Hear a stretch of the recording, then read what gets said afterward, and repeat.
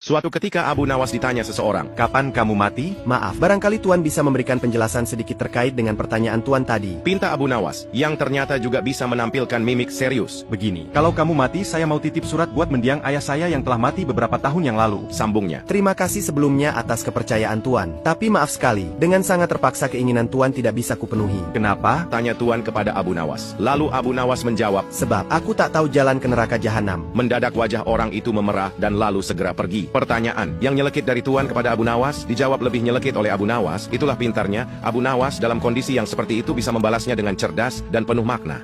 Beberapa abad yang lalu, ada seorang pemuda bernama Tsabit. Suatu hari ia berjalan di pinggiran kota Kufah, Irak. Di sana terdapat sungai. Saat itu, Tsabit sedang lapar. Tiba-tiba, ia melihat sebuah apel hanyut di sungai. Ia pun mengambil apel tersebut dan menggigitnya. Namun baru satu gigitan ia berhenti. Astagfirullah, ini apel milik siapa? Bagaimana bisa aku makan sesuatu yang bukan milikku? Ia merasa bersalah memakan apel tanpa izin yang punya. Maka ia pun menyusuri sungai, mencari asal-muasal apel itu. Cukup jauh ia berjalan, hingga ia melihat kebun apel di pinggir sungai. Ranting-ranting pohon menjulur ke atas air. Wajar jika ada buah jatuh dan hanyut. Tsabit pun segera mencari pemilik kebun. Ia bertanya kepada seseorang dan akhirnya sampailah di rumah pemilik kebun. Dengan perasaan gelisah, ia takut pemilik kebun tidak memaafkannya. Tsabit mengetuk pintu dan mengucapkan salam. Assalamualaikum. Seorang pria tua membuka pintu. Wahai tuan, aku menemukan apel dari kebunmu di sungai. Karena aku lapar, lalu aku memakannya. Aku datang meminta kerelaanmu. Apakah engkau merelakannya? Aku telah menggigitnya dan ini yang tersisa. Kata Tsabit sambil memperlihatkan apel yang digigitnya. Pria tua itu menatap Tsabit. Hening beberapa saat, lalu ia berkata, Tidak, aku tidak merelakanmu. Kalau begitu, apa yang harus aku lakukan agar kau memaafkanku? Aku hanya akan memaafkanmu jika kau menerima satu syarat. Apa syarat itu? Kau harus menikahi putriku. Tsabit tak menyangka jawaban itu. Menikahi seorang wanita bukanlah hukuman, pikir Tsabit. Menikahi putrimu, benarkan itu yang menjadi syarat engkau. Engkau memaafkan aku dan aku menikahi putri engkau. Kalau begitu, ini bukan beban, justru anugerah yang besar. Putriku itu buta, tuli, bisu dan lumpuh. Tak bisa berdiri, tak bisa berjalan. Kalau kau menerimanya, aku akan memaafkanmu. Syarat yang mungkin sulit masuk akal dari hukuman yang harus ditanggung Tsabit yang hanya karena menggigit sebuah apel di sungai. Karena ia tidak ingin berdosa mengambil hak yang bukan miliknya. Akhirnya Tsabit pun mengiyakannya. Aku terima. Datanglah setelah Isya, temuilah istrimu. Malam harinya Tsabit datang dan akad nikah pun telah dilaksanakan. Pergilah ke kamar itu, temuilah istrimu. Dengan langkah berat Tsabit berjalan masuk ke kamar. Ia mengetuk pintu lalu mengucap salam. Assalamualaikum. Waalaikumsalam. Tsabit tersentak. Ia mengira salah kamar dan kembali lagi kepada mertuanya. Benarkah itu kamarnya? Di dalam ada yang menjawab. Benar, itu kamarnya. Masuk saja, tidak salah. Tsabit pun kembali ke kamar itu dan begitu pintu dibuka, ada seorang wanita yang cantik dan dikatakan wanita itu yang paling cantik di desanya. Tsabit tidak percaya lalu bertanya, Siapa kamu? Aku istrimu. Tapi ayahmu bilang kau buta, tuli, bisu dan lumpuh. Ayahku tidak bohong. Tapi kau bisa melihat, tidak buta. Demi Allah, ayahku berkata jujur. Aku buta karena aku tidak pernah melihat sesuatu yang dimurkai Allah. Ayahmu juga berkata bahwa kau bisu. Ayahku berkata benar. Aku bisu karena aku tidak pernah mengucapkan satu kalimat pun yang membuat Allah murka. Tapi ayahmu juga mengatakan kamu tuli, tidak bisa mendengar. Ayahku benar, aku tuli karena aku tidak pernah mendengar hal yang membuat Allah